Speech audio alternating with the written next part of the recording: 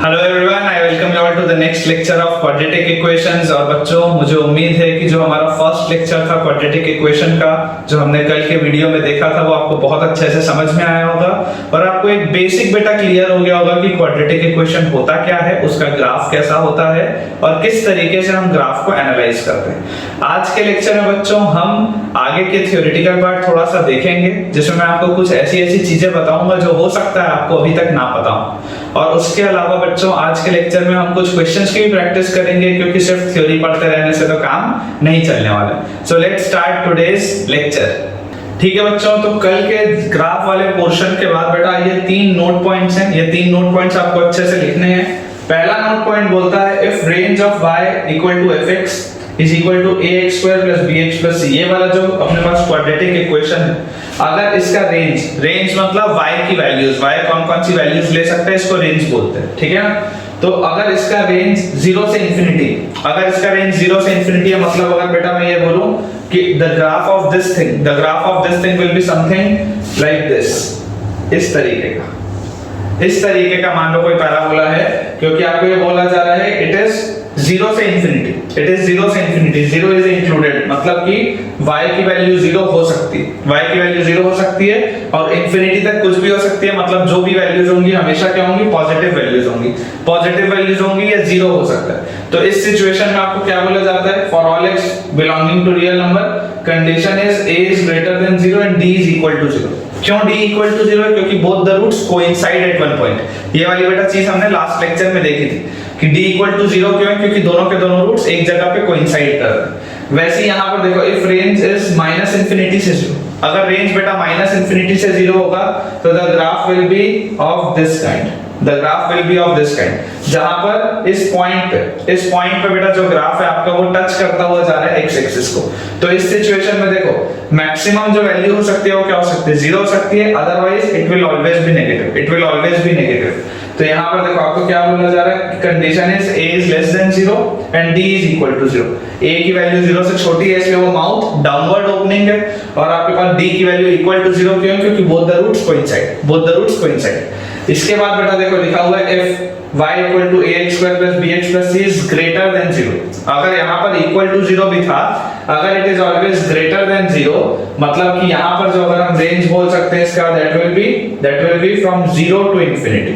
पिछले वाले में देखो 0 इंक्लूडेड था, इसलिए ये टच करता हुआ जा रहा था। अगर मैं बोलता हूँ कि it is greater than 0, मतलब कि 0 से infinity वाला अगर फॉर्मेट है, तो a की वैल्यू 0 से बड़ी होगी और d की वैल्यू 0 से छोटी होगी। क्यों? क्योंकि इसका जो ग्राफ होगा मैं इसी फिगर में बेटा बना देता हूं। The graph of this equation will be something of this kind. तो ये वाला जो मैंने ब्लू पेन से बेटा बनाया है ग्राफ, इसमें देखो ये x एक्सिस और इस ग्राफ के बीच में कोई भी रिलेशन नहीं है, और for every possible value of x, for x belonging to complete real numbers, आपके पास बेटा y की वैल्यू इज ऑलवेज पॉजिटिव। तो देखो आपके पास क्या आ गया, a की वैल्यू 0 से बड़ी है क्योंकि माउथ अपवर्ड्स ओपनिंग है, और d की वैल्यू 0 से छोटी है। क्यों? क्योंकि इसके बेटा रियल रूट्स नहीं। वैसे ही अगर हम आगे देखें, y equal to ax square plus bx plus c अगर 0 से छोटा होगा, मतलब कुछ अगर इस तरीके का ग्राफ होगा, it is always less than 0।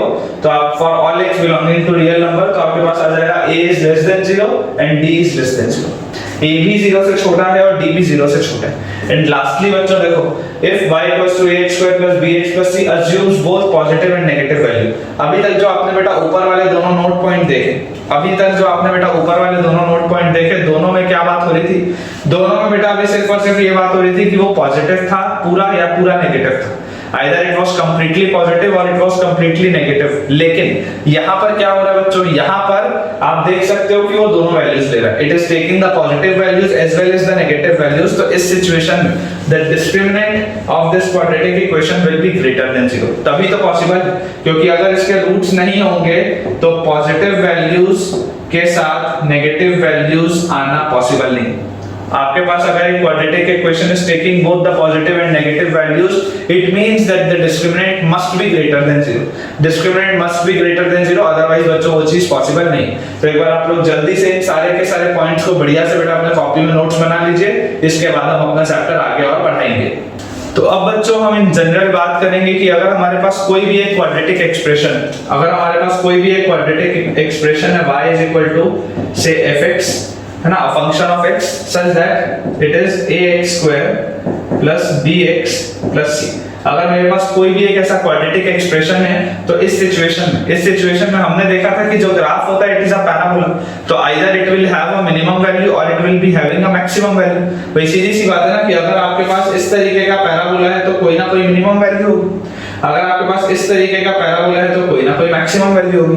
बात ये होती है बेटा कि ये मिनिमम और मैक्सिमम वैल्यू क्या होगी, इस मिनिमम और मैक्सिमम वैल्यू का कोऑर्डिनेट क्या होगा, तो हम कोशिश करते हैं सबसे पहले उसको निकालने की। तो जैसी बेटा अगर हमको ये चीज कैलकुलेट करनी है तो इसके लिए आपने बेटा क्लास 10th में एक मेथड पढ़ा होगा कंप्लीटिंग द स्क्वायर। आपने क्लास 10th में मेथड पढ़ा होगा कंप्लीटिंग द स्क्वायर। इसी मेथड से हमारे पास क्वाड्रेटिक फार्मूला भी डिराइव होता है। जो आप क्वाड्रेटिक फार्मूला बोलते हो -b + -√d/2 है, वो क्वाड्रेटिक फार्मूला जो है उसका डिराइव यहीं से होता है। तो अगर आप में से किसी भी बच्चे को नहीं आता है डिराइव करना तो आप वो भी सीख जाएंगे, ठीक है। तो सबसे पहले हम इसमें कोशिश करते हैं कि हम निकाल के देखें कि इस ग्राफ की पैराबोला की मिनिमम या मैक्सिमम वैल्यू कौन से कोऑर्डिनेट में आती है। तो देखो अगर मेरे पास y = ax² + bx + c एक क्वाड्रेटिक दिया हुआ है, so can I say using the completing the square method that y will be equal to a times, अगर मैं इस पूरे में से a कॉमन निकाल लूं तो I will be having x² + b/a x + c/a, ये चीज आ जाएगी मेरे पास, बहुत आसान। जैसी बेटा मेरे पास ये वाली चीज आई, अब देखो अगर हमें इसे एक आइडेंटिटी के फॉर्म में कन्वर्ट करना है, आई बिलीव आपको बेटा ये अच्छे से पता होगा कि किस तरीके से completing the square method use किया जाता है। ये जो पहला वाला टर्म है इसको तो हमने लिख लिया x का होल स्क्वायर, ये जो x² लिखा हुआ है इसको मैंने लिख लिया x का होल स्क्वायर। अब आइडेंटिटी बनाने के लिए या परफेक्ट स्क्वायर बनाने के लिए अगर हम बोलते हैं कि a² + 2ab + b² वाला फॉर्मेट होना चाहिए, a² + 2ab + b² वाला फॉर्मेट होना चाहिए, तो ये a² तो मुझे दिख रहा है। बीच वाला 2ab बनाने के लिए बेटा मैं ऐसा करता हूं, मैं 2 से मल्टीप्लाई भी कर देता हूं, 2 से डिवाइड भी कर देता हूं, दोनों चीज कर देता हूं। मैंने 2 से मल्टीप्लाई भी किया, 2 से डिवाइड भी किया, और इसके बाद देखो ये वाला जो x है ये x मैंने लिख दिया, और उसके बाद ये जो b/a है इस b/a को मैंने लिख दिया। अगर आप बेटा ध्यान से देखोगे तो आप ये पाओगे कि ये वाला जो पूरा का पूरा टर्म, ये जो पहले वाले एक्सप्रेशन में देखो ये वाला x² और ये वाला x² तो सेम, ये वाला जो bx/a है ये भी bx/a ही लिखा हुआ है। 2 से 2 अगर आप इफेक्टिवली देखोगे तो वो कैंसिल आउट हो सकता है, तो it is effectively bx/a only. लेकिन इस फॉर्मेट में लिखने से फायदा क्या है, इस फॉर्मेट में बेटा लिखने से फायदा ये है कि आप ध्यान से देखो, अगर मैं आपको ये बोलता हूं, अगर बेटा इसमें मैं आपको ये बोलता हूं कि हम ऐसा करते हैं कि ये 2x और ये b/2a को एक साथ लिख लेते हैं, इस b/2a को एक साथ लिख लेते हैं, यहां पर हम इसको b/2a ऐसे लिख लेते हैं, ठीक है ना। ऊपर और नीचे सेम ही चीज लिखी हुई है, लेकिन इससे फायदा क्या हुआ, जो मैं आपको बोल रहा था आइडेंटिटी बनानी है a² + 2ab + b² वाली, तो ये देखो पहले वाले टर्म का स्क्वायर मिल गया, फिर 2 टाइम्स पहले वाला टर्म इनटू ये क्या होना चाहिए, ये होना चाहिए आपका दूसरा वाला टर्म, और फिर इसके बाद आना इफेक्टिवली क्या चाहिए, आइडेंटिटी बनाने के लिए इसके बाद दूसरे वाले टर्म का होल स्क्वायर होना था। बोलने का बेटा मतलब ये है कि अगर मेरे पास यहाँ पे b/2a का होल स्क्वायर होता तो ये मेरे पास एक पूरी की पूरी आइडेंटिटी बन जाती, but currently I am not having b/2a का होल स्क्वायर, तो मैं क्या करूंगा, मैं b/2a का होल स्क्वायर जोड़ भी दिया और मैंने b/2a का होल स्क्वायर घटा भी दिया, है ना। मैंने b/2a का होल स्क्वायर जोड़ भी दिया और मैंने b/2a का होल स्क्वायर बेटा घटा भी दिया, तो इफेक्टिवली ये क्या है, ये तो 0 हो गया, इफेक्टिवली तो 0 हो गया, कैंसिल आउट हो गया, और फाइनली ऊपर प्लस c/a और लिखा हुआ था, तो ये मैंने प्लस c/a लिख के ब्रैकेट क्लोज कर दिया। अभी बेटा ये जो ऊपर वाला इक्वेशन है और नीचे वाला इक्वेशन एग्जैक्टली सेम है, मैंने सिर्फ उसका पैटर्न बदल दिया, मैंने उसका ओरिएंटेशन बदल दिया ताकि अपन अपने हिसाब से उसको बना पाए। तो यहां से देखो बेटा, ये वाला x² plus twice of x into b/2a plus b/2a का whole square, this complete thing can be written as x plus b/2a का whole square, this complete thing can be written as x plus b/2a का whole square, और उसके बाद वाली बेटा जो चीज लिखी हुई है that will be plus c/a minus b square by 4a square, इस तरीके से बेटा हम लिख सकते हैं। इस तरीके से बेटा हम इसको लिख सकते हैं, ठीक है ना। और जैसे ही हमने ये वाली चीज लिख ली, अब आप ये देखो, ये जो दोनों टर्म्स हैं, ये दोनों टर्म्स के डिनोमिनेटर में क्या, अगर मैं एलसीएम लूंगा, यहाँ a है, यहाँ 4a² है, तो मैं ये बोल सकता हूँ दैट डिनोमिनेटर में जो एलसीएम आएगा that will be 4a², it will B 4a²। तो अगर बेटा मैं यहाँ पे एक 4 और एक a मल्टीप्लाई कर दूं नीचे, अगर मैं नीचे एक 4 और एक a मल्टीप्लाई कर दूं तो क्या मुझे ऊपर भी वो मल्टीप्लाई करना पड़ेगा, मतलब ऊपर also I can write a 4 and a a, ऊपर also I can write a 4 and a a। तो इससे होगा क्या, इससे होगा क्या बेटा, देखो अपने पास आ गया this is a times x plus b/2a whole square. और यहाँ पर बेटा आप देखो, अगर आप दोनों में से माइनस साइन कॉमन ले लो तो आपको न्यूमरेटर में मिलता है b² माइनस 4ac और डिनोमिनेटर में आपको मिलता है 4a²। दिस कंप्लीट थिंग, ये बेटा वैल्यू आएगी हमारे पास, क्या आ गया, y is equal to a times x plus b/2a का whole square minus b² minus 4ac by 4a²। अगर आप बेटा याद करो लास्ट वाले लेक्चर में हमने देखा था कि डिस्क्रिमिनेंट किसको बोलते थे, डिस्क्रिमिनेंट होता था बेटा b² माइनस 4ac, डिस्क्रिमिनेंट होता था बेटा b² माइनस 4ac। तो अगर मैं यहाँ पर लिखूं तो y, ये जो इक्वेशन लिखा हुआ है, it can be written as a times bracket के अंदर x plus b/2a whole square minus d/4s। ये चीज हम लिख सकते हैं, ये और ये एग्जैक्टली सेम, ये और ये एग्जैक्टली सेम है। और इससे देखो बेनिफिट क्या हो, इससे बेटा जैसे आप यहाँ पे देखोगे, अब आप मुझको एक चीज बताओ कि अगर मैं आपको बोलता हूँ if I say that a is greater than 0, let us assume that a is greater than 0, अगर बेटा a की वैल्यू 0 से बड़ी होगी तो एक बात तो समझ में आती है कि ग्राफ जो भी होगा it will be of this form, graph जो भी होगा it will be of this form. और इस सिचुएशन में y मिनिमम होगा या मैक्सिमम होगा, कोई ना कोई, भाई देखो y मैक्सिमम तो इंफिनिटी होगा, एक बात तो समझ में आती है कि अगर ऊपर की तरफ जा रहा है तो मैक्सिमम तो वो इनफाइनाइट तक जाएगा, पर मिनिमम ये वाला जो पॉइंट है, ये वाला पॉइंट क्या होगा, it will be of y minimum, it will be of y minimum. So अब बच्चों आप ध्यान से देखो, अब आप बच्चों ध्यान से देखो, ये अगर मेरे पास एक इक्वेशन है, ये अगर मेरे पास एक इक्वेशन है जिसमें मैं आपको ये बोल रहा हूं, जिसमें मैं आपको ये बोल रहा हूं कि this a is a positive number, this a is a positive number. अब ये अंदर वाली पूरी की पूरी चीज क्या होनी चाहिए, मिनिमम होनी चाहिए। भैया a तो कांस्टेंट है ना, a तो कांस्टेंट है, वेरिएबल क्या है, वेरिएबल तो x है, a कांस्टेंट है, वेरिएबल क्या है, x है। तो x की वैल्यू ये डिटरमाइन करेगी कि y कहां पे मिनिमम होगा, कहां पे मैक्सिमम होगा। y का मिनिमम और मैक्सिमम होना x के हाथ में नहीं, y का मिनिमम और मैक्सिमम होना abc के हाथ में नहीं है बेटा। क्यों? क्योंकि वो तो कांस्टेंट है। y का मिनिमम और मैक्सिमम होना x के हाथ में, क्योंकि वो वेरिएबल है ना, वो उसकी पोजीशन जैसे जैसे बदलेगी वैसे वैसे y आपका चेंज होगा। तो यहाँ पर देखो, अगर ये मेरे पास पॉजिटिव था और एक कांस्टेंट नंबर था, अब अगर मैं आपको बोल रहा हूँ कि y की मिनिमम वैल्यू बताओ, y की अगर मैं बोल रहा हूँ मिनिमम वैल्यू बताओ, तो ये वाली जो पूरी चीज है दिस मस्ट बी मिनिमम, ये वाली पूरी की पूरी चीज क्या होनी चाहिए, मिनिमम होनी चाहिए। अब एक और सिंपल सी चीज सोचो, डिस्क्रिमिनेंट क्या है, discriminant is b² minus 4ac, discriminant is b² minus 4ac। ये भी एक कांस्टेंट नंबर होगा क्योंकि abc तो कांस्टेंट है, वो मेरे हाथ में नहीं, तो ये भी कांस्टेंट है, 4a² भी कांस्टेंट है। मतलब मैं ये बोल सकता हूं कि ये वाली जो पूरी चीज है, ये वाली पूरी चीज इज अ कांस्टेंट नंबर, ये वाली पूरी की पूरी चीज इज अ कांस्टेंट नंबर।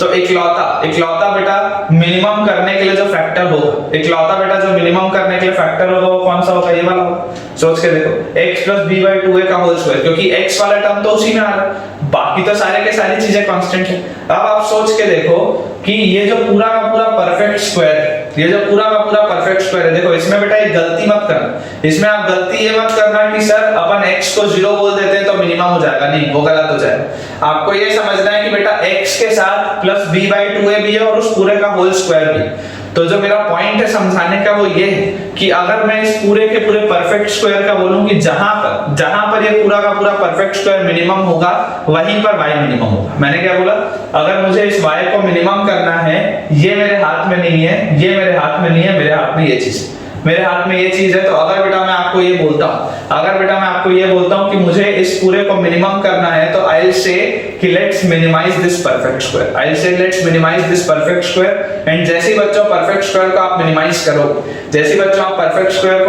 करोगे, तो हमें पता है that a perfect square is always non negative, a perfect square is always non negative. और जैसे ही आप उसको मिनिमाइज करोगे तो बहुत एक सिंपल सी चीज है जो हमें समझ में आती है कि x plus B by two A का अगर होल स्क्वायर हमारे साथ पास लिखा हुआ है तो इसकी मिनिमम वैल्यू होती है 0, इसकी मिनिमम वैल्यू होती है 0। तो अगर इसकी मिनिमम वैल्यू 0 होती है तो यहाँ से हम बोल सकते हैं कि x की वैल्यू होनी चाहिए माइनस बी बाई टू ए। यहाँ से हम बोल सकते हैं कि x की वैल्यू होनी चाहिए minus B by two a, तभी ये मिनिमम हो पाएगा। अगर x की value minus B by two है आपने नहीं ली तो परफेक्ट स्क्वायर की वैल्यू 0 नहीं हो सकती, और अगर परफेक्ट स्क्वायर की वैल्यू 0 नहीं हुई तो वो कुछ ना कुछ पॉजिटिव नंबर ही होगा। एक परफेक्ट स्क्वायर मिनिमम से मिनिमम 0 होता है, इसलिए x की वैल्यू आ गई माइनस बी बाई टू। अब जैसे ही बेटा x की value minus B by two आई तो आप देखो जो y है, ये जो पूरा का पूरा y लिखा हुआ है this will B a times ये x plus b by two है, क्या हो गया 0 हो चुका है। तो यहाँ पे ये 0 minus d by 4a square, 0 minus d by 4a square. तो यहाँ से हमारे पास क्या आ गया y is equal to minus d by 4a। ये वाला a और ये वाला a स्क्वायर का a कट जाएगा तो अपने पास आ जाएगा y की value minus d by 4a। तो हमें क्या चीज पता चलती है कि अगर a की वैल्यू पॉजिटिव, अगर a की वैल्यू पॉजिटिव है तो जो ये मिनिमम पॉइंट आ रहा है, ये जो मिनिमम पॉइंट आ रहा है y का, अगर मैं इस तरीके का इसका बेटा बोलता हूँ कि समथिंग लाइक दिस इसका ग्राफ होगा, है ना, ग्राफ इसका मान लेते हैं समथिंग लाइक दिस होगा, तो this point will be minus b by two A जो कि x कोऑर्डिनेट है और y coordinate will be minus d by 4। ये इसका पॉइंट के कोऑर्डिनेट होंगे।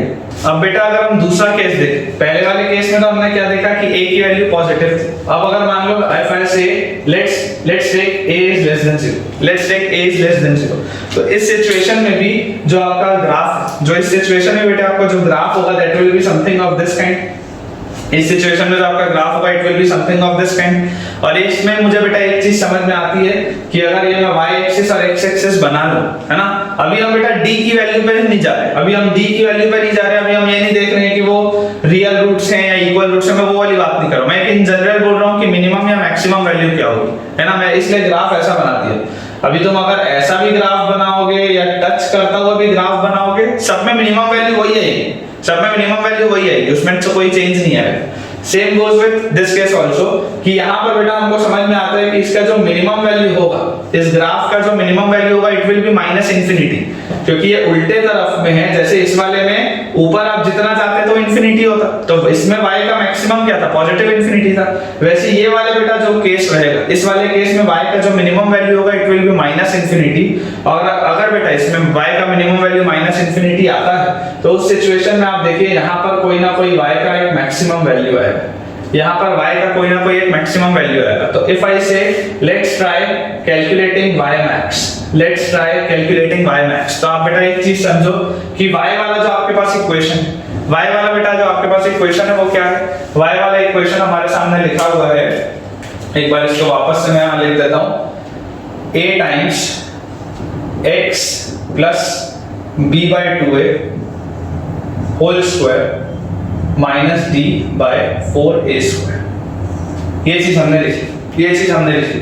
अब इस सिचुएशन में बेटा अगर आपको बोला जाता है कि calculate the y maximum, calculate the maximum value of y, तो आप मुझको एक सिंपल सी चीज बताओ, आप बेटा मुझको एक सिंपल सी चीज बताओ कि इस सिचुएशन में a क्या है। इस सिचुएशन में a is a negative number, इस सिचुएशन में a is a negative number. मैं जैसे इसको मल्टीप्लाई करके लिखूंगा I can say this as a times x plus b by 2a का whole square, a times x plus b by 2a का whole square और minus d into a times 4a square, minus d into a times 4a square. इस तरीके से होगा। और यहाँ पर देखो जैसे आपने ये मल्टीप्लाई कर दिया तो अब ये वाला a और ये वाला स्क्वायर वाला a कैंसिल आउट हो गया, ठीक है। अब इस सिचुएशन में बेटा आप देखो, इस सिचुएशन में बेटा आप देखो कि आपके पास ये जो माइनस d बाई 4a लिखा हुआ है, ये जो माइनस d बाई 4a लिखा हुआ है ये आपका पॉजिटिव भी हो सकता है, ये आपका नेगेटिव भी हो सकता है। अभी इसमें कमेंट करना मुश्किल है क्योंकि मुझको डिस्क्रिमिनेंट की वैल्यू नहीं पता। माइनस डी बाई 4a जो है, जो भी है, एक है तो constant number, minus D by 4a जो भी होगा तो कांस्टेंट नंबर, लेकिन इस माइनस डी बाई 4a की बेटा वैल्यू पे कमेंट करना मुश्किल है कि ये पॉजिटिव है या नेगेटिव। क्यों? क्योंकि अगर d आपका नेगेटिव हुआ तो ये पूरा का पूरा टर्म नेगेटिव होगा, क्योंकि नीचे a भी नेगेटिव है, बाहर भी एक माइनस है। लेकिन अगर आपका d पॉजिटिव हुआ तो ये वाला पूरा का पूरा टर्म पॉजिटिव हो जाएगा, क्योंकि ये a नेगेटिव है और ये नेगेटिव है, तो ये दोनों कट जाएंगे और d आपका ऑलरेडी पॉजिटिव है। तो ये वाला जो भी एक कांस्टेंट नंबर है उस पे मैं कमेंट नहीं कर सकता। बट यहाँ पर आप बेटा देखो, ये एक कांस्टेंट नंबर नहीं है। क्यों? क्योंकि यहाँ पर x वाला टर्म, यहाँ पे एक वेरिएबल क्वांटिटी और y का मिनिमम और मैक्सिमम कौन डिटरमाइन करता है? वेरिएबल क्वांटिटी डिटरमाइन करता है, ABC डिटरमाइन नहीं करता।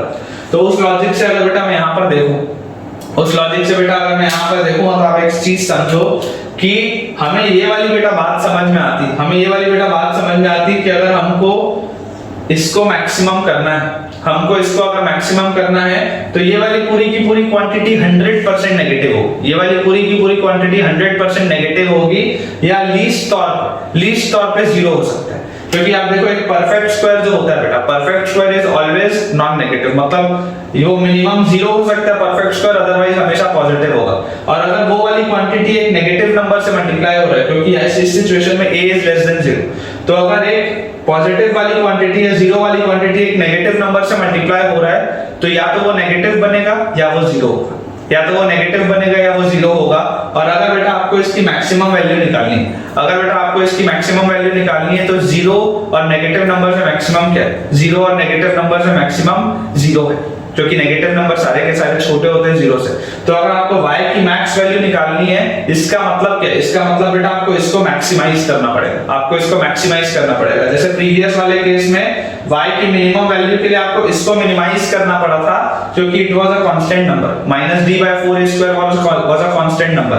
तो वैसे यहाँ पर अगर हम देखेंगे बेटा, तो आपको अगर y को मैक्सिमम करना है, अगर आपको y को मैक्सिमम करना है तो आपको ये परफेक्ट स्क्वायर के साथ वाली जो पूरी क्वांटिटी है उसको मैक्सिमाइज करना पड़ेगा, और उसकी मैक्सिमम वैल्यू अभी हमने देखी क्या होगा, इसकी मैक्सिमम वैल्यू विल बी 0, इसकी मैक्सिमम वैल्यू विल बी 0, क्योंकि जब एक परफेक्ट स्क्वायर एक नेगेटिव नंबर से मल्टीप्लाई होगा तो या तो वो नेगेटिव बनेगा या मैक्सिमम वो 0 बन सकता है जब परफेक्ट स्क्वायर 0 के बराबर है।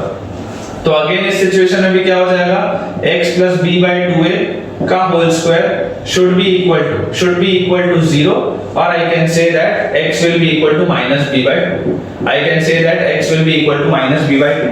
और जैसी बेटा x की वैल्यू आई -b/2 है, जैसी बेटा x की वैल्यू आई -b/2 है, आप अगेन इस इक्वेशन को देखो, ये वाला पूरा का पूरा परफेक्ट स्क्वायर आपने बोल दिया है 0, तो अगेन जो y max आया, अगेन जो y max आया, it came out to be -d/4a। ये वाला a और a स्क्वायर का ये कैंसिल आउट हो जाएगा और y max अपने पास आ जाएगा -d/4a।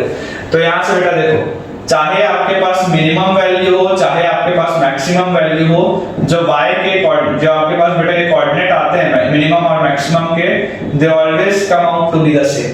चाहे आपके पास y की मिनिमम वैल्यू हो, चाहे आपके पास y की मैक्सिमम वैल्यू हो, the coordinates always come out to be the same, which is x coordinate is -b/2a and y coordinate is -d/4। ठीक है, एक बार आप इतना बेटा इसमें जल्दी से नोट डाउन करो, अभी बहुत सारी काम की चीजें इसमें अपना डिस्कस करना बचा हुआ है। ठीक है बच्चों, तो देखो हमने जो y लिखा था, जो फंक्शन था x का, और उसकी वैल्यू थी ax² + bx + c। तो फाइनली इसको सॉल्व करने के बाद हमने क्या लिखा था, इसको सॉल्व करने के बाद हमने लिखा था a टाइम्स x + b/2a का होल स्क्वायर -d/4a। हमने इसको बेटा फाइनली सॉल्व करने के बाद ये लिखा था।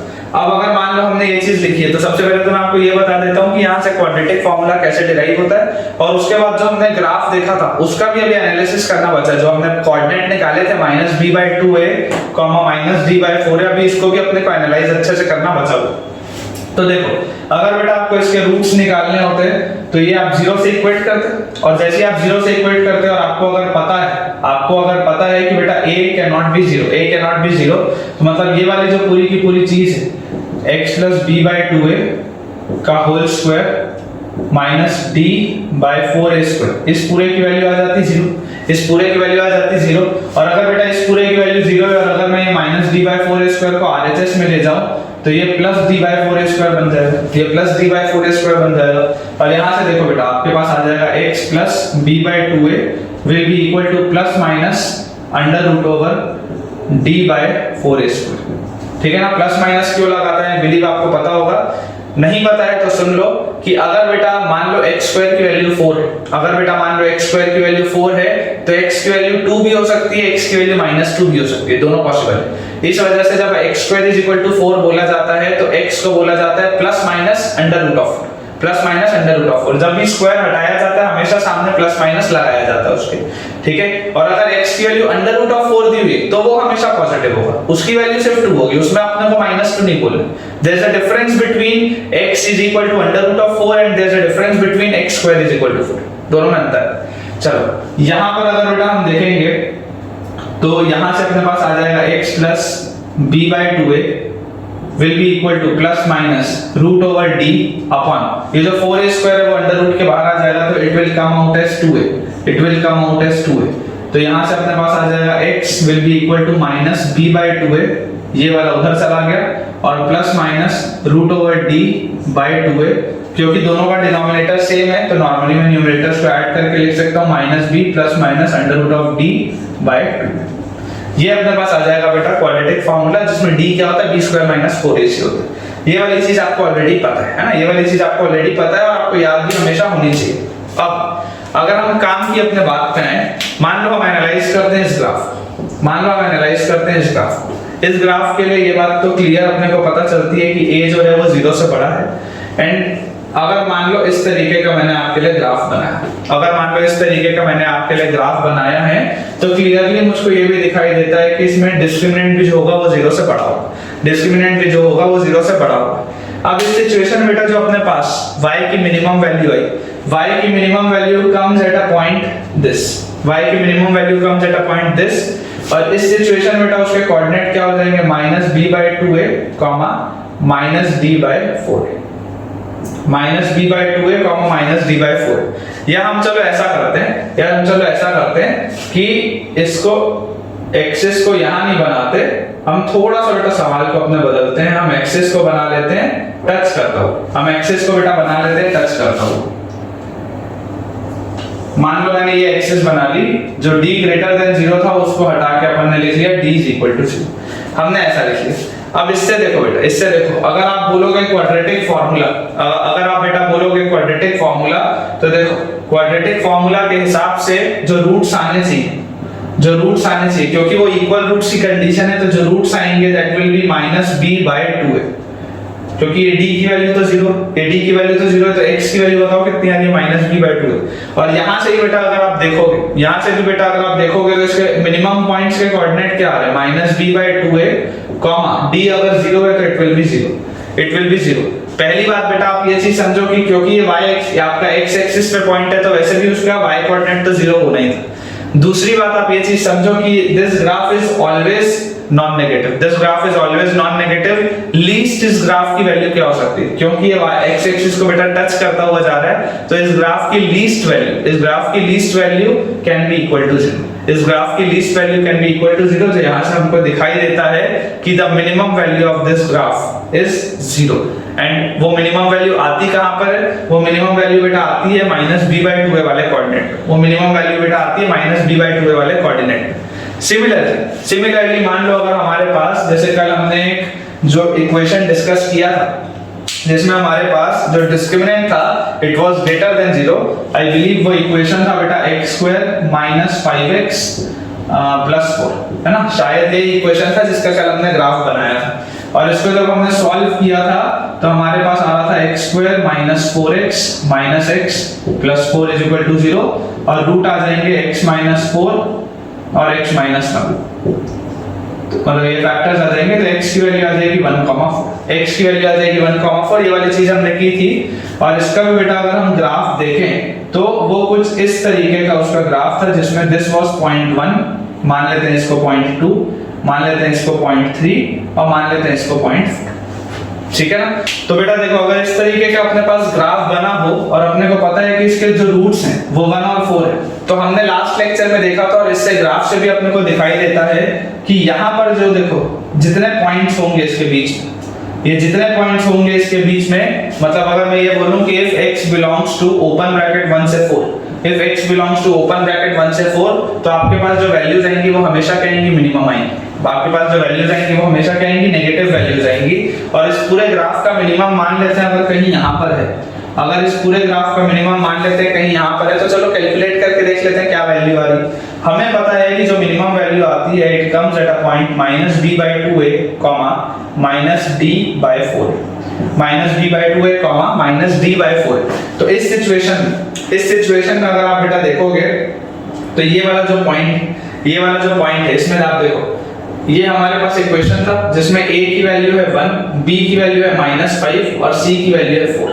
ax² + bx + c से जब आप कंपेयर इसको करोगे तो a की वैल्यू है 1, b की वैल्यू है -5, c की वैल्यू है 4, -b/2 है। -b/2 है वाला point will be minus times of b। अगर -5 है तो ये +5 हो जाएगा अपॉन ट्वाइस ऑफ a की वैल्यू 1 है तो ये आपके पास 2 आ जाएगा comma.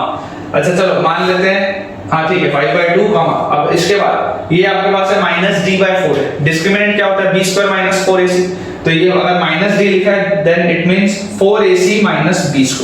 It means 4ac - b²। तो अगर बेटा हम 4ac - b² की वैल्यू डालें तो 4 इनटू a की जगह 1 इनटू c की जगह 4 तो 4ac - b² will be 25 upon 4 है तो 4 टाइम्स और a की जगह पे 1 वापस। ठीक है, तो जैसे आप बेटा इसको सॉल्व करोगे तो आपके पास क्या आ जाएगा the minimum point will B 5/2 comma 4 into 4 16 minus 25 is -9 upon 4। ये अपने पास आ जाएगा 5/2 का -9/4।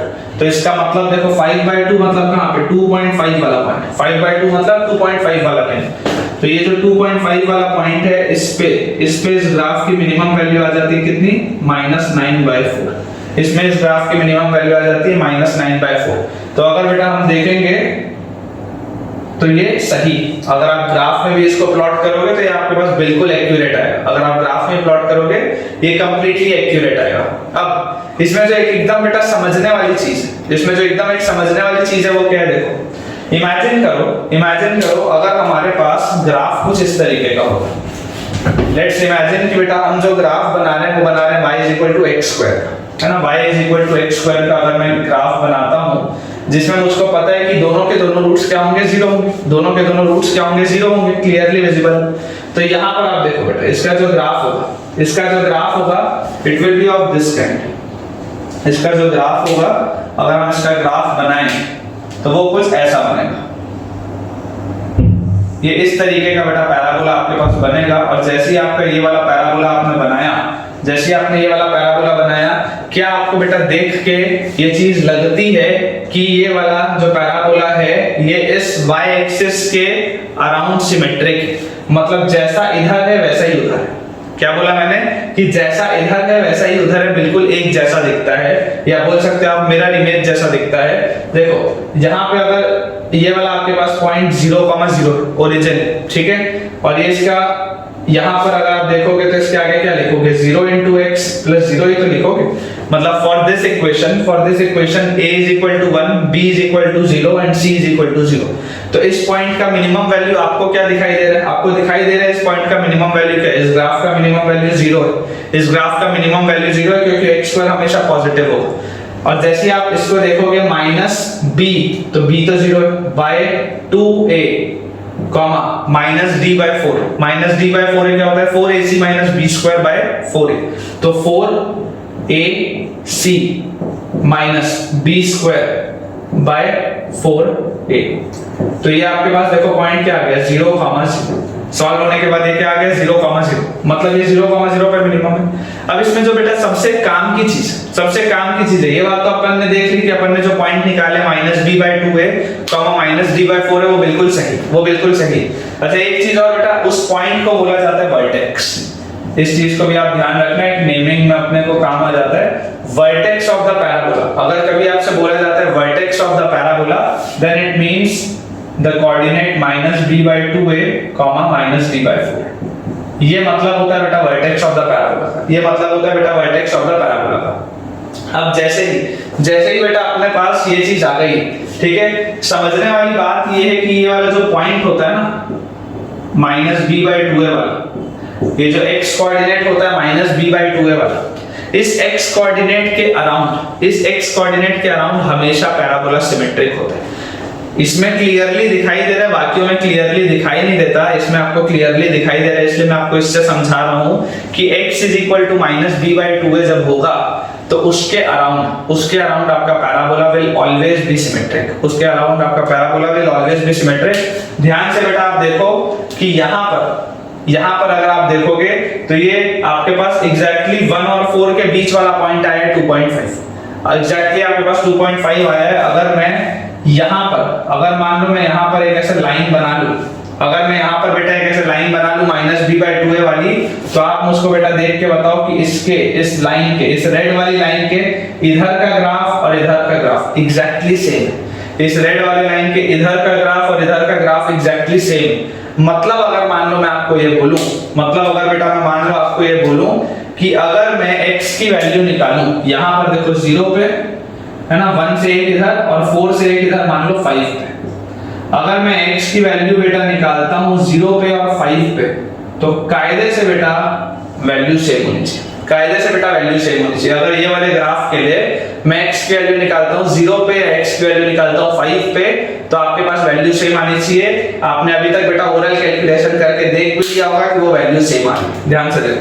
जैसे ही आप x की वैल्यू 0 रखोगे 0 0, y की वैल्यू आई 4, जैसे आप x की वैल्यू 5 रखोगे 5 का स्क्वायर 25 माइनस 25 0, तो ये भी आ गया, दोनों में सेम आ रहा है, दोनों में सेम आ रहा है, सिमेट्रिक है ना ग्राफ, क्योंकि ग्राफ सिमेट्रिक है। वैसे आप देखो, अगर आप x की वैल्यू मान लो रखते हो -1 और अगर आप बेटा x की वैल्यू रखते हो 6, ग्राफ सेम हो, वैल्यू सेम आएगी। अगर आप x की वैल्यू -1 रखते हो और अगर आप x की वैल्यू 6 रखते हो, आपके पास सेम आएगा। देखो -1 जब रखोगे तो -1 का स्क्वायर विल बी 1, फिर -5 into -1 will be +5 और +4, कितना आ गया 10 आ गया, इस पूरे की वैल्यू 10 आ गई। और अगर आप 6 रखे होते, अगर आप 6 रखे होते तो 6 का स्क्वायर इज 36 -5 into 6 is 30 और +4, इसकी भी वैल्यू बोलो कितनी आ गई, इसकी भी वैल्यू 10 आ गई। हमेशा the graph will always be symmetric, the graph will always be symmetric around the line या अबाउट द लाइन, कौन सा, x is equal to -b/2a। तो फाइनली बेटा अगर हम कंक्लूडिंग पॉइंट पे देखें कि ग्राफ के सिमेट्रिक होने का मतलब क्या होता है, तो आप ये समझ सकते हो कि अगर मेरे पास इस तरीके का एक ग्राफ, फिलहाल ये मैं a ग्रेटर देन 0 के लिए बता रहा हूं, अगर आपका a लेस देन 0 भी होगा तो भी कोई दिक्कत नहीं, तो भी कोई दिक्कत नहीं, ठीक है ना।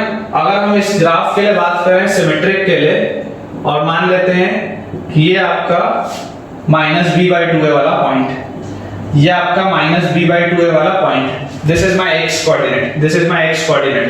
चलो हम x एक्सिस भी ऐसा बना लेते हैं और इस तरीके से बेटा हम एक y एक्सिस भी बना लेते हैं, ठीक है ना। x एक्सिस और y एक्सिस अपन दोनों इसमें बना लेते हैं। और इस सिचुएशन में अगर मैं देखूं, इस सिचुएशन में अगर मैं देखूं कि ये वाला जो पॉइंट होगा, ये वाला जो x कोऑर्डिनेट होगा वो कितना आएगा -b/2a, x कोऑर्डिनेट कितना आएगा -b/2a, और ये वाले पॉइंट के कोऑर्डिनेट क्या आ जाएंगे -d/4 y coordinate.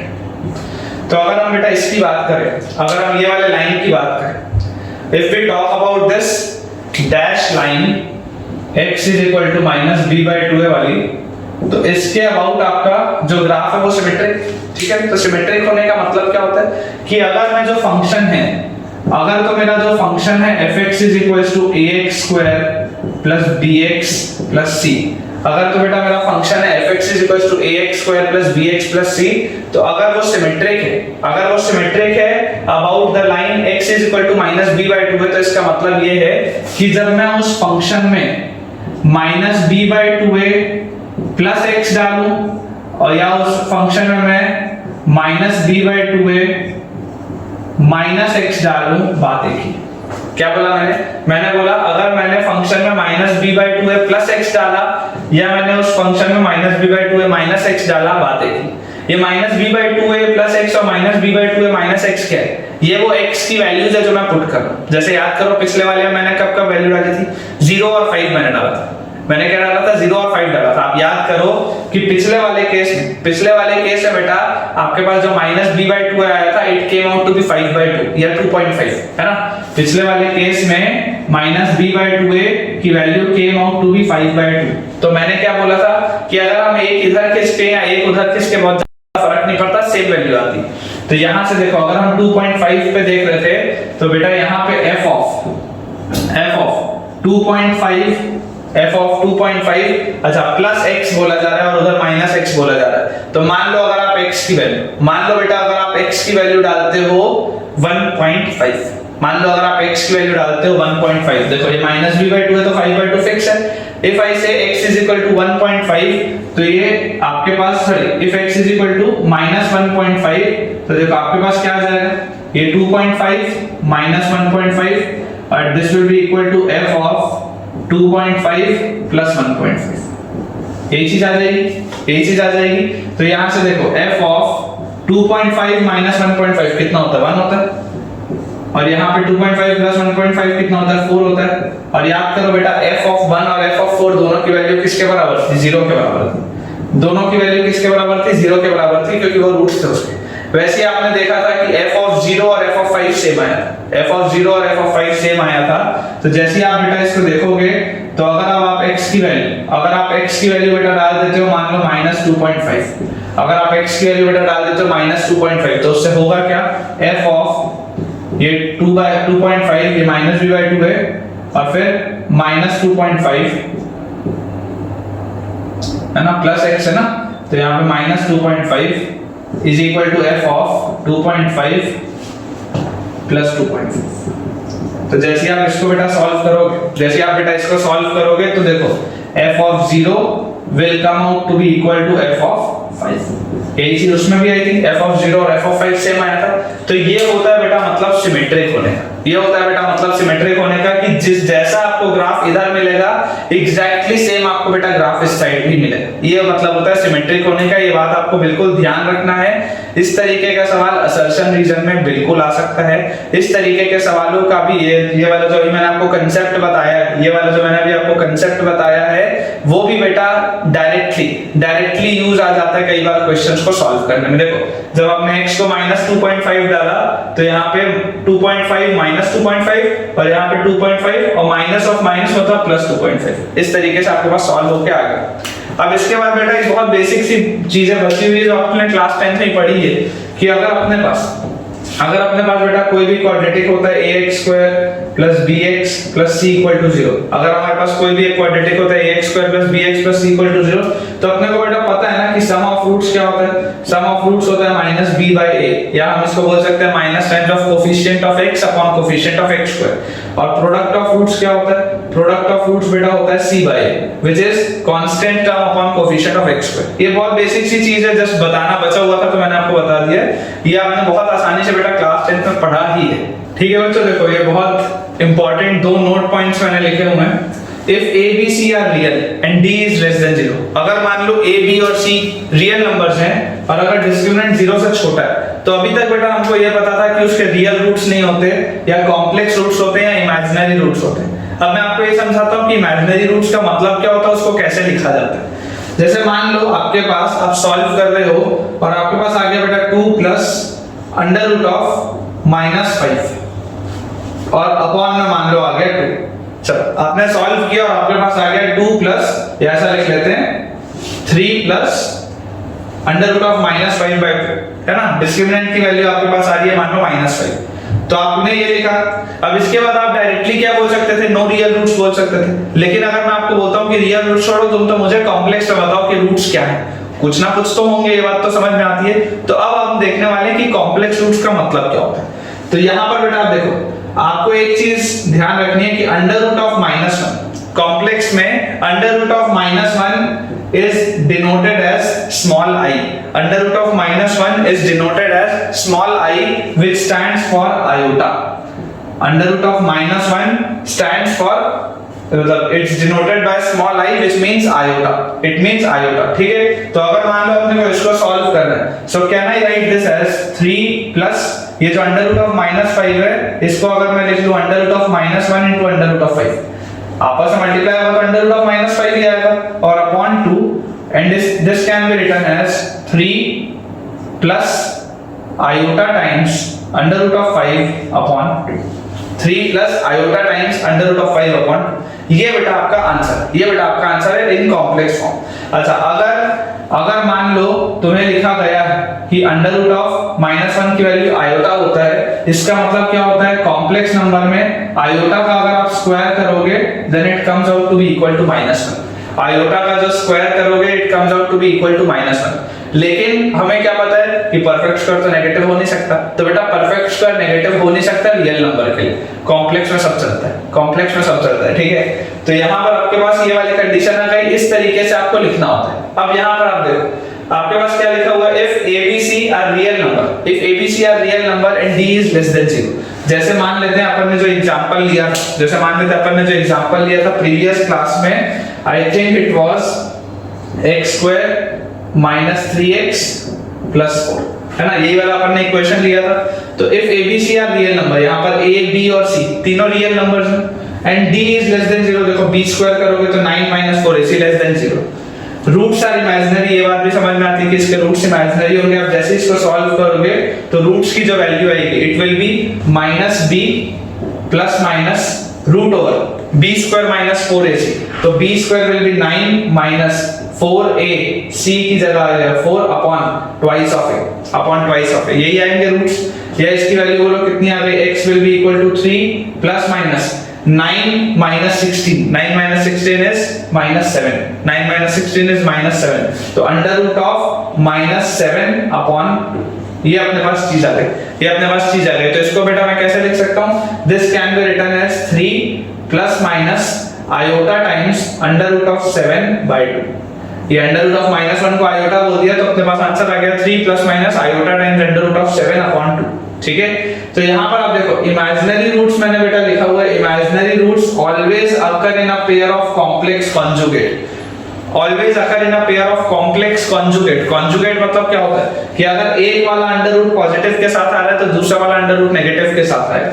Complex conjugate का क्या मतलब होता है कि अगर एक ही अंडर रूट पॉजिटिव के साथ आ रहा है तो दूसरे रूट का अंडर रूट नेगेटिव के ही साथ आएगा। मतलब बोलने का ये है कि अगर अपने पास लिखा है a + आयोटा टाइम्स √b, तो अगला रूट 100% आपके पास a - iota times under root of b ही होगा, यही होगा और कुछ नहीं हो सकता, प्रोवाइडेड आपका जो क्वाड्रेटिक इक्वेशन है उसके सारे कोफिशिएंट्स और कांस्टेंट वाला जो टर्म होता है वो रियल नंबर। ये चीज होना जरूरी है बेटा। इसका मतलब ये नहीं है कि तुम मुझको बोलो कि सर अपन ऐसा करते हैं कि एक रूट ले लेते हैं 3 + √5, ठीक है, एक रूट ले लेते हैं अपन 3, ऐसा ले लेते हैं, एक रूट ले लेते हैं 3 + आयोटा टाइम्स √5, ये हो गया मेरा कॉम्प्लेक्स रूट, और एक मैं रूट ले लेता हूं सर माइनस, एक रूट मैं ले लेता हूं 1, एक रूट मैं ले लेता हूं 1 और उसके बाद इसके एक क्वाड्रेटिक इक्वेशन बना लेते हैं।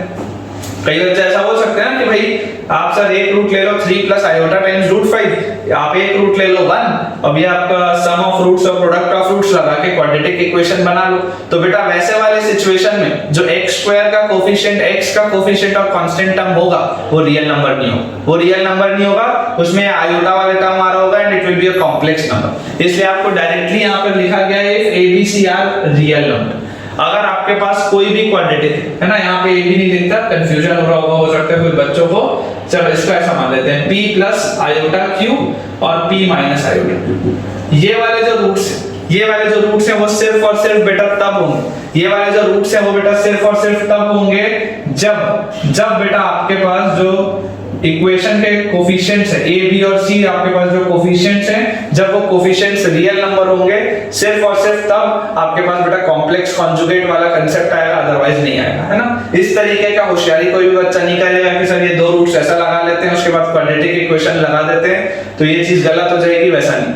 आपको बेटा यहाँ पे क्लियरली मेंशन्ड है कि सिर्फ और सिर्फ जब रियल आपके होंगे कोफिशिएंट्स ABC, सिर्फ और सिर्फ तब ये चीज वैलिड है ना। तो आपको बेटा अगर मान लो बोला जाता है कि if a quadratic equation is given and अगर उसके ABC तीनों के तीनों रियल नंबर हैं और अगर एक रूट मान लो मैं तुमको बोलता हूं 3 + 5 टाइम्स आयोटा है, मान लो 3 + 5 आयोटा, एक रूट है 3 + 5 आयोटा, और अगर मान लो बेटा मैंने तुमको बोला हुआ है कि जो ये क्वाड्रेटिक इक्वेशन था जिसका ये रूट है उसके ABC तीनों के तीनों रियल है, तो तुम 100% विद अ गारंटी ये बोल सकते हो कि सर अगला रूट जो होगा वो 3 - 5 आयोटा ही होगा, क्योंकि जो कॉम्प्लेक्स रूट होते हैं they always occur in a pair of complex conjugate provided ABC belongs to real number,